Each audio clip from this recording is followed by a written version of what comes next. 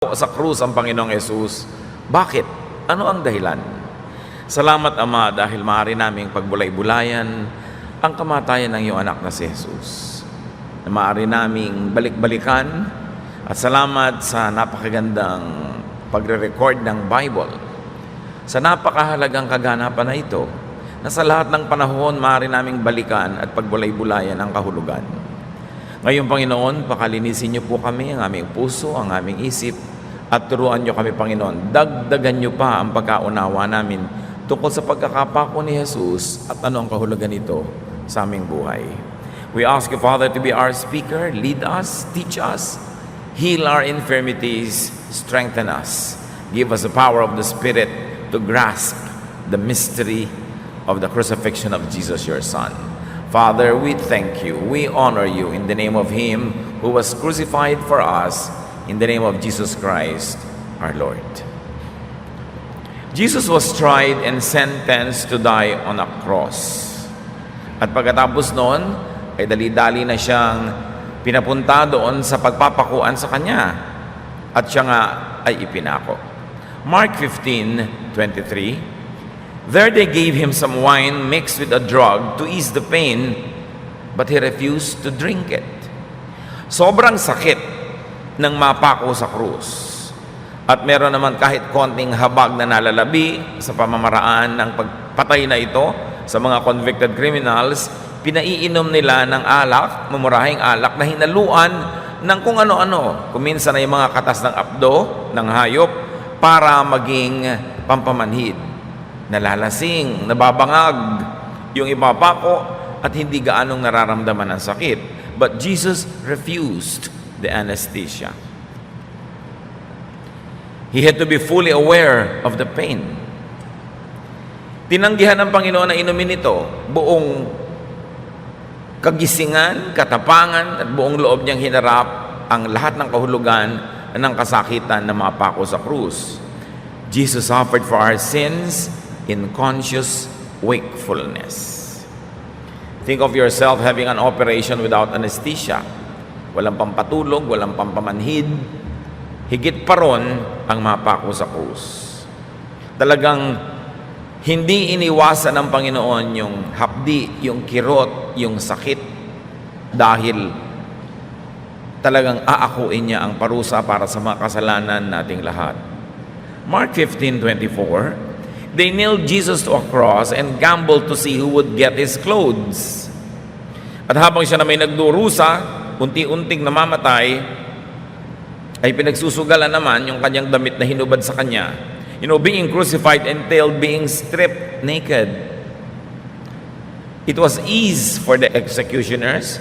Mas madali sa kanilang malaman, patay ka na ba? Mas madaling baliin ang iyong tuhod, ang iyong lulod. Mas madali ka nilang saksakin sa tagiliran kung wala kang damit. And of course, for further humiliation for the convict. So nadagdagan pa ng kahihiyan yung sakit na naranasan. So Jesus suffered humiliation in our place. Why did he have to be stripped? Because we are all stripped naked because of our sins. May mga damit man tayo ay daig pa natin ng naglalakad ng hubo sa mundong ibabaw dahil sa mga kasalanan natin. But Jesus was stripped so He could give us His clothes to give us dignity.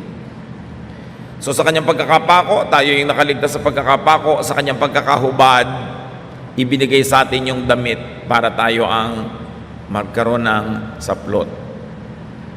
We were dignified by the clothes of the Jesus righteousness. Mark 15:25-26, it was about 9 o'clock in the morning when they nailed him to the cross. On it was a sign that told why he was nailed there. It read, "This is the King of the Jews." So may karatula na ipinako sa taas ng kanyang ulo, doon sa mataas na bahagi ng krus, ito ang hari ng mga Hudyo. That was the crime. But the irony of ironies, it was also the truth.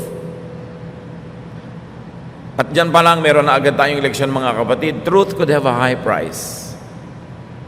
Minsan mahal ang ibinabayad para maging totoo, para magpakatotoo. Truth is never cheap. Sometimes we pay dearly just to be truthful, but truth is worth the price. That's why Jesus paid. Because truth sets free. Kung hindi si Jesus ang hari ng mga Hudyo, at kung hindi si Jesus ang hari ng mga hari, at kung hindi si Jesus ang hari ng lahat, sino ang magliligtas sa atin? Kaya yung katotohanan na yun ay napakamahal ng bayad dahil buhay niya ang ipinambayad. Jesus, and therefore truth itself, was nailed to a cross to set people free. Naranasan nyo na ba na maitali sa kama kung kayo'y pasyenteng malikot? Naranasan nyo na ba maitali at all for any reason? O naranasan na ba natin na meron kang cast dahil nabalian ka ng buto at hindi mo makamot yung lugar na Makati, hindi mo maigalaw yung kamay mo o hindi mo makamot yung mismong merong cast? Anong ibig sabihin ng nakapako ka? Walang magagawa ang iyong paa at kamay. Ano man ang gawin sa iyong katawan, ng mga insekto, ng mga tao, ng mga elements, you cannot even help yourself. Hindi ka malaya. At si Jesus ay napako para tayo ang lumaya. Para tayo ang makagalaw. Para tayo ang makakilos. Para tayo ang makalayo sa kaparusahan ng kasalanan. Meron talagang pagpapalit na naganap. Nagpalit tayo ng lugar, kinuha niya ang lugar natin, kung kaya tayo ay naging malaya. Nobody can ponder the crucifixion of Jesus without feeling deep emotions. Dahil talagang ang ibinayad niya ay hindi kayang sukatin. Mark 15:27 to 28. The soldiers also nailed 2 criminals on crosses, one to the right of Jesus and the other to his left. Para dagdagan pa ng insulto, ipinako pa ang 2 tunay na kriminal sa magkabilang tabi ng Panginoon. Anong gustong ma-accomplish sa mga Romans? To declare Jesus guilty by association. Total, makasalanan lagi ang kasama mo nung nabubuhay ka. Total, lagi kang naliligid ng mga makasalanan, kumpletohin na natin hanggang kamatayan, paligiran ka ng mga makasalanan. At ito ay para pagmukhaing makasalanan din siya at nang sa ganon, gumaan sa loob ng mga nagpapatay sa kanya ang kanilang ipinagawa. At talaga, di ba, many people judge us by association. Kung sino ang kasama mo, sasabihin nila, tell me who your friends are and I'll tell you who you are. That's not always the truth. In fact, that's not the truth in Jesus' case. He was a friend of sinners, but he was not one of them. But he was one with them in spirit, in love. So think of those 2 men as you and me. Tayo naman yun wala namang iba. Ikaw at ako, nakapako sa magkabilang panig ng Panginoon. Dahil tayo naman yung dahilan kung bakit siya namatay. But was Jesus stained by those men? Nabahiran ba siya? Nahila ba siya pababa? No. Baligtad. Napaangat niya yung mga kasama niya. Like us. We become righteous by association. Nagiging righteous tayo dahil associated tayo with Jesus. Not because we are righteous, but because we are associated with Him. At ito mga kapatid, ang isang napakalalim na talinghaga kung bakit siya kinailangang pagitnaan ng 2 makasalanan. Hindi para siya pababain, bagamat yun ang intensyon ng mga naggawa nun. Pero dahil yung mga makasalanan ay nasa tabi niya, sila ang nagkaroon ng pagkakataong umangat. Tulad natin. We are never righteous, ever. But by being associated with Jesus, because of His righteousness, nagmumukha na rin tayong righteous. Sa katotohanan niyan, idinedeklara niya tayong righteous because He paid for our sins. Kaya napakalaking kasalanan na maging self-righteous because nobody is righteous by himself or by herself. Hindi ka pwedeng maging mapagmataas, mayabang na ikaw ay banal, ikaw ay tama, iba ay mali. Kasi kaya ka lang naman natama, hinugasan ka ng dugo ni Jesus. At sa pagtanaw mo ng walang hanggang utang na loob sa kanyang kabutihan, di ka dapat kailanman magyabang. At hindi mo dapat maliitin yung mga inaakala mo'y makasalanan o kaya ay mali at ikaw lang yung tama. Dahil napatama ka lang benepisyo mo lang yun na hindi mo naman deserved. We are righteous because of Jesus' righteousness. So hindi nila napadumi si Jesus by association. In fact, those two men were dignified by Jesus. We are dignified by Jesus because Jesus lifts us up. Isaiah 53:5, He was wounded and crushed because of our sins. By taking our punishment, He made us completely well. Daang taon bago naganap yung crucifixion, inihayag na ni Isaiah ang kahulugan nun. Sinugatan siya, dinurog dahil sa ating mga kasalanan, at sa pamamagitan ng pag-ako niya ng ating mga kaparusahan, pinagaling niya tayo ng ganap. An exchange happened when Jesus was nailed on the cross. And we are the beneficiaries of that exchange. Mark 15:29-32. People who passed by said terrible things about Jesus. They shook their heads and shouted, "Ha! So you're the one who claimed you could tear down the temple and build it again in 3 days. Save yourself and come down from that cross." The chief priests and the teachers of the law of Moses also made fun of Jesus. They said to each other, "He saved others, but he can't save himself. If he is the Messiah, the King of Israel, let him come down from the cross. Then we will see and believe." The two criminals also said cruel things to Jesus. Yung pinaggawan ng crucifixion was by a roadside. Kuminsan na sobrang dramatize sa art, nasa ibabaw ng burol para may mga ulap-ulap sa likod. That is an artistic representation. But a more believable and practical presentation of the crucifixion was by the road. Merong hill sa likod called Golgotha, Korteng Skull. But the crucifixion did not happen at the top of that hill. It was at the foot of that hill. Why? So that every passerby will see Jesus suffering. At kitang-kita nga nila, kaya nga nilibak-libak nila. Kung nasa ibabaw ng mataas na burol, paano naman nila madidinig yung mga sinabi ni Jesus to be recorded in Scripture? At paano naman nila mapagwiwikaan ang mga kantsaw nila at mga paronggit kung ganun kataas at kalayo? It was really near the audience as it was meant to be. Everyone had a bad word to say about Jesus. Passers-by, religious personages, and mind you, even the criminals who were crucified with him. And in this account, both of them were saying something bad about Jesus. Walang naawa. Anong malungkot na katotohanan dito, mga kapatid? Sa kabila ng pagiging relihiyoso ng bayang Israel, sa kabila ng dami ng mga propeta nila, sa kabila ng 5 araw, 5 beses isang araw nilang pagdarasal, sa kabila ng pagkabisa nila ng scriptures, centuries of religious practice did not create good character. Centuries of religious practice did not make the people more humane.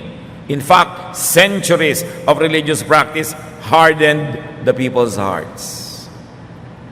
At yan din ang kulang sa ating bansa. Centuries of so-called Christianity has not produced good character.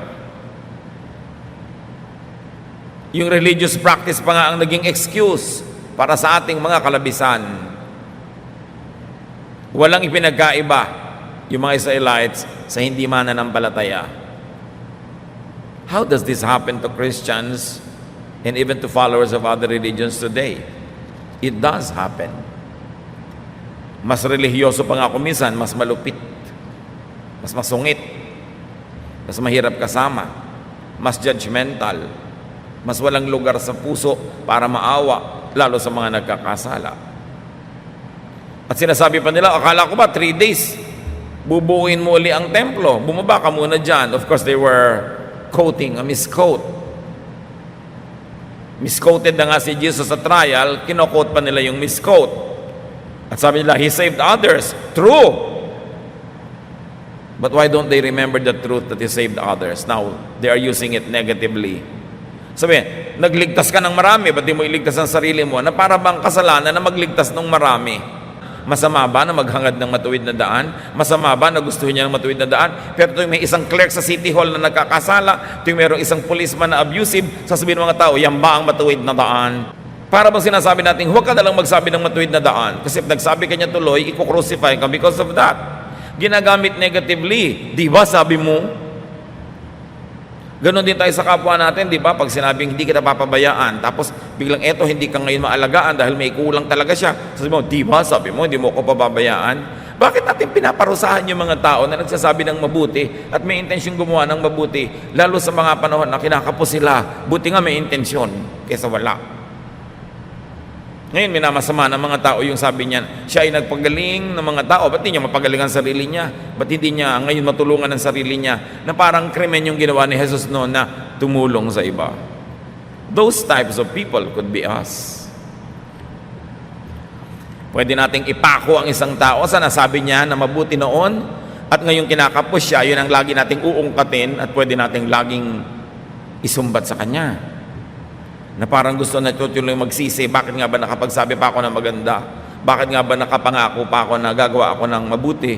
Ngayong kinakapos ako, ayun ngayon ang isinusumbat sa akin. This history keeps repeating. Kaya magandang balik-balikan.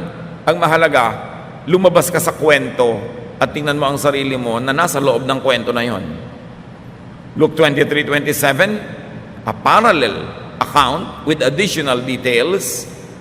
A large crowd was following Jesus, and in the crowd a lot of women were crying and weeping for Him.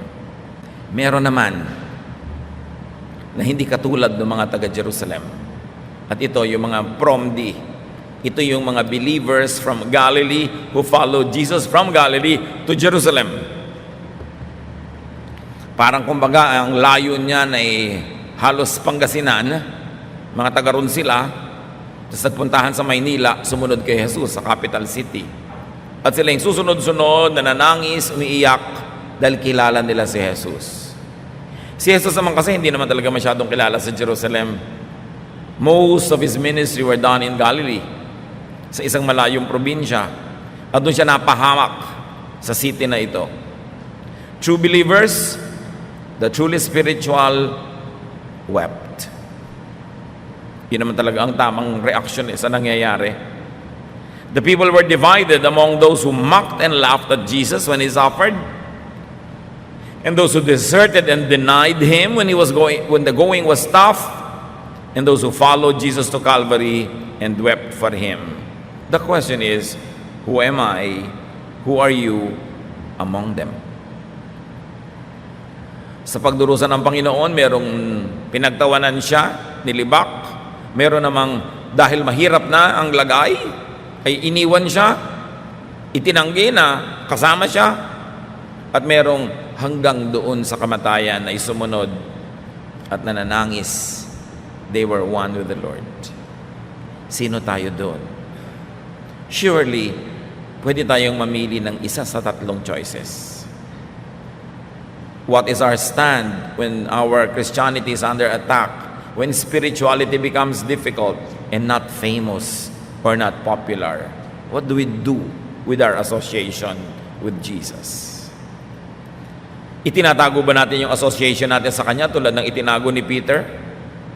O thick and thin, difficulty or glory, nandun pa rin tayo at malinaw na mananalig tayo kay Jesus? Kaya magandang suriin ang kasaysayan, kasi nandun tayo sa loob nun.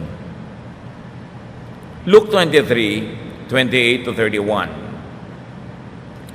Jesus turned to the women and said, "Women of Jerusalem, don't cry for me. Cry for yourselves and for your children. Someday people will say, women who never had children are really fortunate. At the time, everyone will say to the mountains, fall on us. They will say to the hills, hide us. If this can happen when the wood is green, what do you think will happen when it is dry?" isang matalinghagang pangungusap mula sa Panginoon tungkol sa isang paghihirap na darating pa. Maaring a time of judgment. When the reverse of what is considered to be good is more desirable. Like childlessness is better, being buried is better. What could be worse than those? It could be judgment that the Lord was talking about. Kaya sinasabi niya, huwag niyo akong tangisan. Ang tangisan niyo ay inyong mga sarili at ang inyong mga anak. Dahil nabubuhay ang mundo sa kadiliman. At pag dumating ang liwanag, ang kadiliman na ito ay matutupok. Iyakan ninyo ang inyong mga sariling kalagayan. Imagine that Jesus was on the cross, the worst experience that a human being could experience, at least as far as the time in human memory is concerned. Pero sabi niya, mas magaan ang kalagayan ko kaysa kalagayan ninyo. Maahawag kayo sa inyong mga sarili.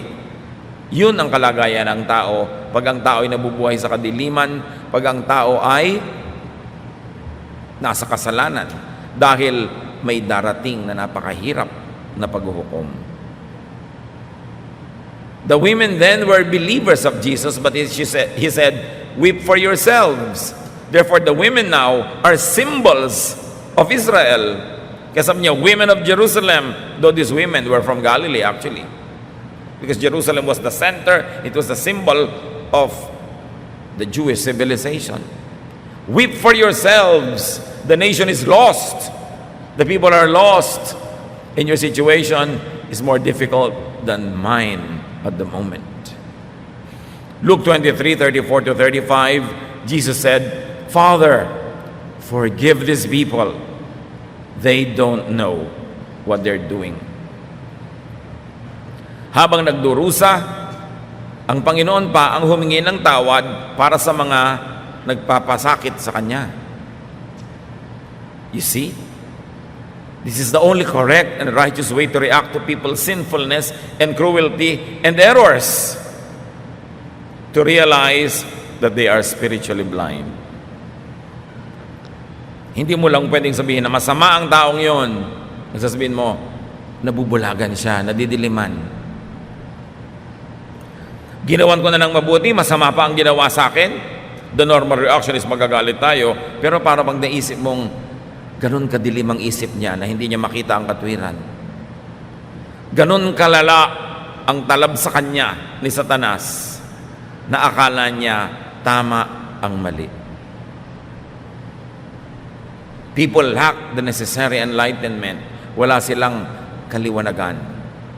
Kaya ang dilim, akala nila'y liwanag. Dahil nauunawa ni Jesus ang kakulangan na yon. Ang kahabag-habag na kalagayan ng tao na binulag ng kasalanan at binulag ng religious fervor and blindness, inihingi pa niya ng tawad sa Ama. Sa palagay niyo, pinatawad?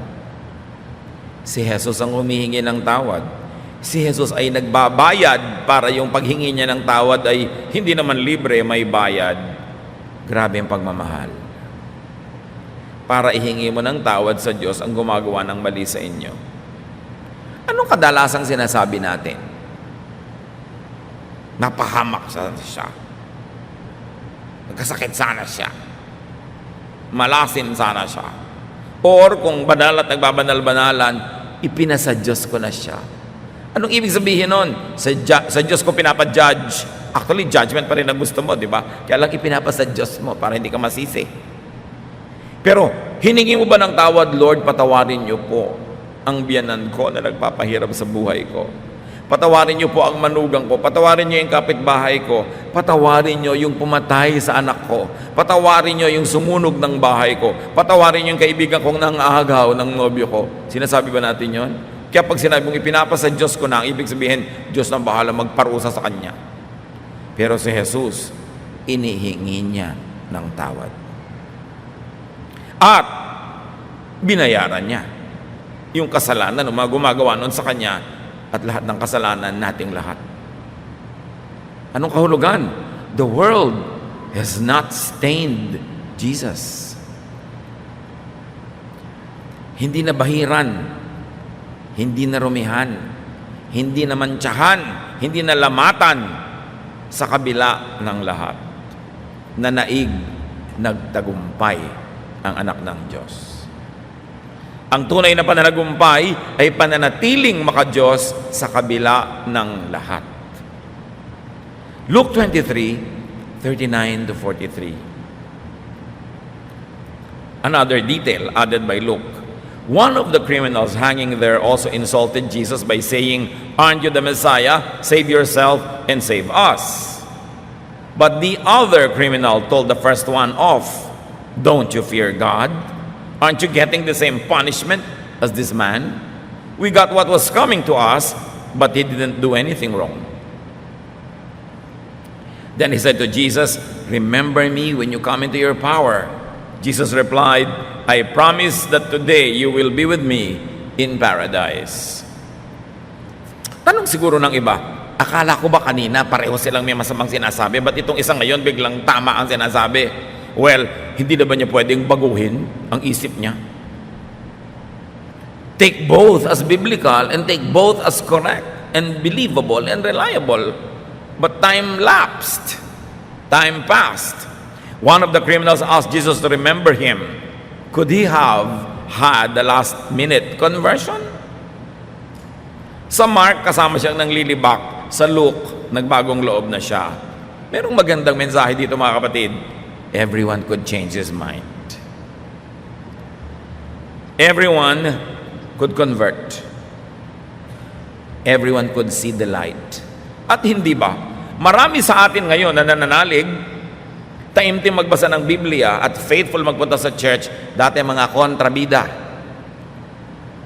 Kontrabida siguro kung sino man yung nagdadala sa atin sa Panginoon, kay asawa nyo yan, o anak nyo, o magulang, o kaibigan. Ikaw yung tuligsa ng tuligsa. But you change your mind. Congratulations. Napakaganda nitong istorya nitong lalaking ito, na ngayon, biglang nagpapaalala na kay Jesus. Sabi niya, "Remember me when you come into your kingly power." And Jesus made the promise, "This day, today, isasama kita sa paraiso." So for that man, death became his door, because physical death leads to paradise for believers. Nakabuti sa kanyang napako nung araw na yon. Kasi kung hindi siya magkakaroon ng pagkakataong magbago ng isip at magpaligtas kay Jesus. Kuminsan napapako tayo. Kuminsan dumadaan tayo sa hirap, nakakasakit. Kuminsan nalulugi. Kuminsan iniiwan tayo ng ating mahal sa buhay na pagtataksilan. Kuminsan dinadalaw tayo ng mga dilubyo, hirap. Pero dun sa oras na yun tayo napapalapit kay Jesus. Ipagpasalamat yung mga ganong oras. Tulad ng lalaking itong napako, buti na lang kung hindi siya napako dun, mapapalapit ba siya kay Jesus? Kaya tayo mga kapatid, meron din kanya-kanya mga pagkakapako. Pero ilayo nyo ang pananaw. Huwag masyadong malapit, kasi pag malapit ang tingin mo, ang konti nang nakikita. When you're too close to the table, you don't see the table. You've got to be far enough to see it in its entirety. Dumadaan ang mga paghirap, kuminsan ang mga pagsubok, ang mga sakit, kabiguan, dahil dun tayo nalalapit kay Jesus. Ipagpasalamat. At samantalahin, dahil wala ka ng kakaya-kaya, wala ka ng kalaban-laban, wala ka ng magawa, wala ka ng choice, napapalapit ka sa Panginoon, pues lumapit. At then, titingnan mo yun ngayon, salamat na lang nangyari sa akin yun.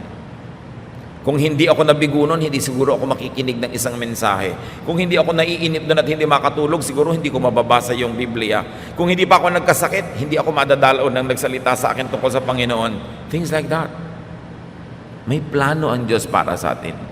Pero kailangan mag-cooperate tayo sa plano na yon. So, it was paradise that was promised to him. Maybe it is a place or a state of consciousness beyond the limitations of the body. But what is important for you to get there? Recognize Jesus and ask Him to remember you, to take you. So if needed, change your mind. Nandito na tayo sa church because we changed our mind about Jesus, about the invitation to be here, about some things. But perhaps even then, meron pa rin tayong mga dapat gawing mga pagbabago ng isip. Kasi hindi naman tayo naging perfect when we made the decision. We are continuously being made perfect. We are a work in progress. We are changing from glory to glory. So ang tanong, ano pa kayang mga pagbabago ng isip ang dapat nating gawin para lalo pa tayong mapalapit sa Panginoon? Ano pa mga pagbabago ng pananaw, pagbabago ng mga kostumbre ang kailangan maganap para higit nating maunawa yung paraisong ipinapangako niya? May parallel pa sa kwentong ito from John 19:19-20. Pilate ordered the charge against Jesus to be written on a board and put above the cross. It read, Jesus of Nazareth, King of the Jews. The words were written in Hebrew, Latin, and Greek. It was for all to read and to know. All the more that we believe that the crucifixion happened by the roadside. Kasi sino ang makakabasa nung isinulat doon kung nasa ibabaw ng bundok at ang layo-layo? Tatlong languages pa, therefore maliliit na letra para magkasya lahat sa kaprasong karatula. Malapit talaga doon sa daan, sa kalsada yung crucifixion for all to even read what was written there. Very, very probably not on the top of the hill. John 19:20-22. The place where Jesus was taken wasn't far from the city, and many of the Jewish people read the charge against him. So the chief priest went to Pilate and said, "Why did you write that he is the king of the Jews? You should have written, he claimed to be king of the Jews." But Pilate told them, "What is written will not be changed." Kita niyo mga kapatid, of all people, the Roman governor served as prophet. Sa bibig pa niya lumabas yung katotohanan tungkol kay Jesus. Truth could come out of the mouth of Pilate or a donkey or unlikely spokespersons.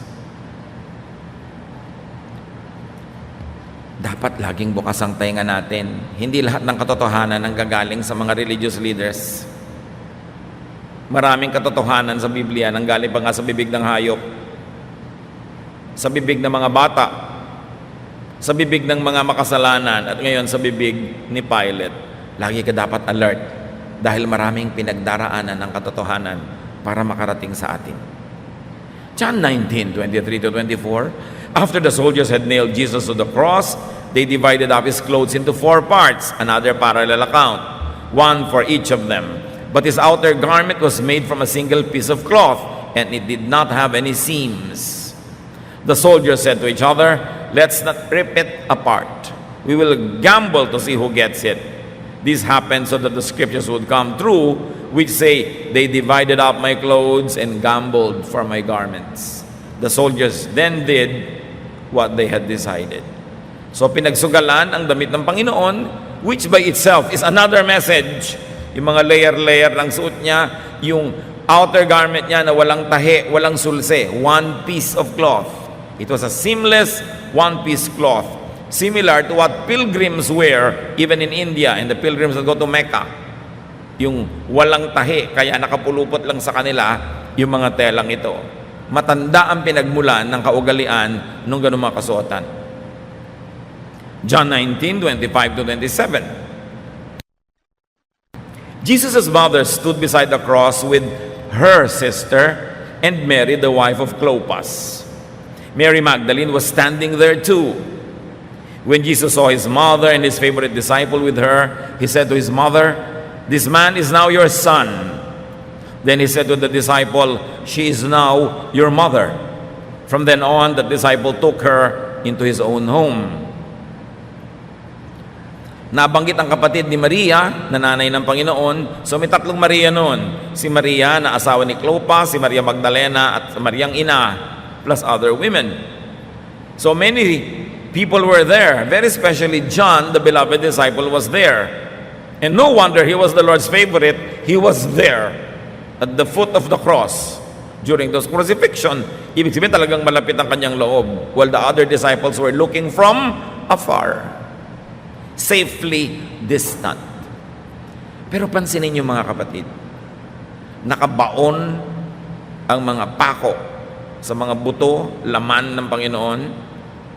Inaapoy siya ng lagnat, which is going to happen when you have this kind of infection and dislocation of your joints. Nahihirapan siyang huminga dahil nakalaylay ang kanyang katawan, hila-hila lang ng kanyang dalawang brasong nakapako, kaya ang kanyang mga baga ay napipisa ng bigat ng kanyang katawan. Mahirap huminga. May mga sugat pa siya sa ulo at sa buong katawan, binugbog pa siya, hinampas pa siya the night before and that same morning also. Nagbuhat pa siya ng krus, walang tulog magdamag mula nung Lord's Supper. You can imagine the suffering that Jesus was going through, and at the same time, He was securing Mary, the mother. Ibinibili niya kay John, the most beloved disciple, o ngayon, ituring mo na siyang nanay mo.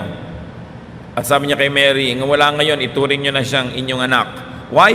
Because Jesus was the firstborn, siya ang panganay, at tungkulin niyang alagaan ang kanyang ina, at ngayong mamamatay siyang hindi na niya magagawa yon, at least on earthly dimensions, inayos niya na mapalagay sa mabuti ang matanda, at pati naman si John na walang ina, nagkaroon tuloy ng ina. Nagdurusa, nag-aagaw buhay, iniisip pa rin ang kapakanan ng iba. And if Jesus would do this to Mary, the mother, the least that we can do, believers of Jesus, is to respect Mary and to respect her memory.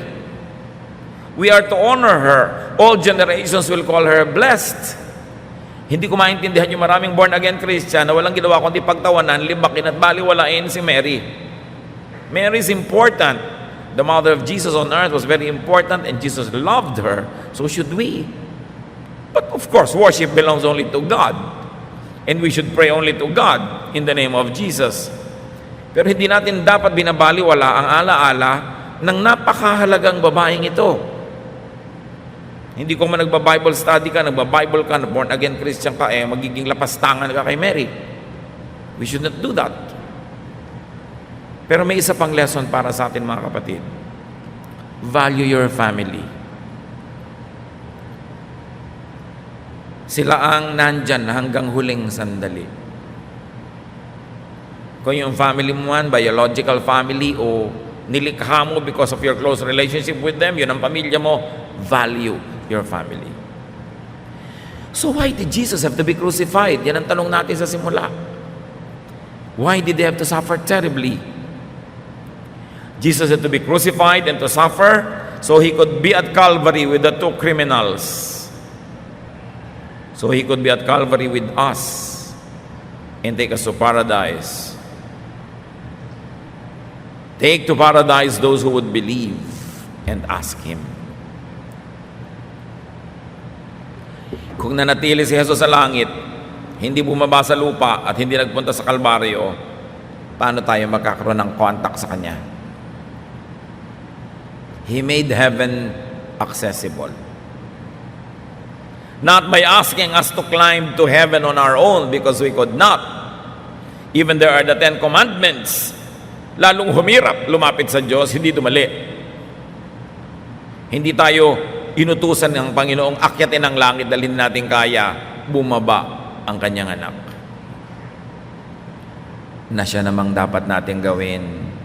Bumaba tayo sa mga tao kung saan sila naroon, kung paano nila mauunawaan ang salita ng Diyos, kung paano natin maipapaliwanag in their terms, in their area, in their language, we should do it. Hindi pipilitin natin sila ang magkandahirap umakyat para tayo marating.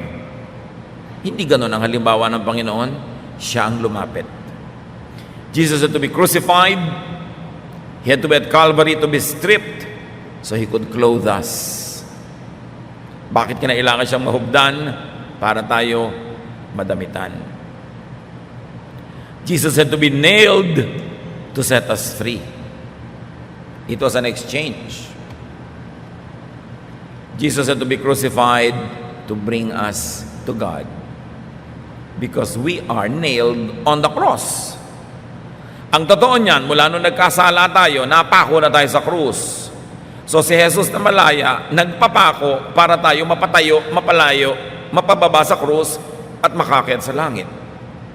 Romans 3:24-26. But God treats us much better than we deserve.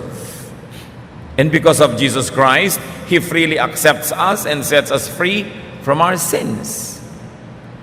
God sent Christ to be our sacrifice. Christ offered His life's blood so that by faith in Him, we could come to God. Ipinaliwanag. Ang ganda-ganda ng trato ng Diyos sa inyo, higit sa karapat-dapat, sabi ng Romans. Ipinadala ang kanyang anak bilang sakripisyo para kayo palayain. Christ had to be crucified so He could die to give us life. John 10:10, a thief comes only to rob, Jesus says, kill and destroy. I came so that everyone would have life and have it in its fullest.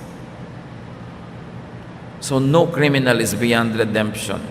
No offender is hopeless. Sabi ni Lord, I came so that you can have life and have it to the full. Jesus wants you well. Jesus wants you to have a full life in this world and in the next. John 12:24, I tell you for certain that a grain of wheat that falls on the ground will never be more than 1 grain unless it dies. But if it dies, it will produce lots of wheat. Gawin nating mais, mas familiar tayo doon. Kung hindi mo tatanggalin yung mga butil-butil sa mais at yung mismo isang busal na yun ay mamamatay, wala kang itatanim ng mga punla. Pero dahil namamatay yung isang buong busal ng mais, dumadami ang naitatanim. At ganoon yun, sabi ni Lord, kailangan ko mamatay para dumami kayong magkakaroon ng buhay.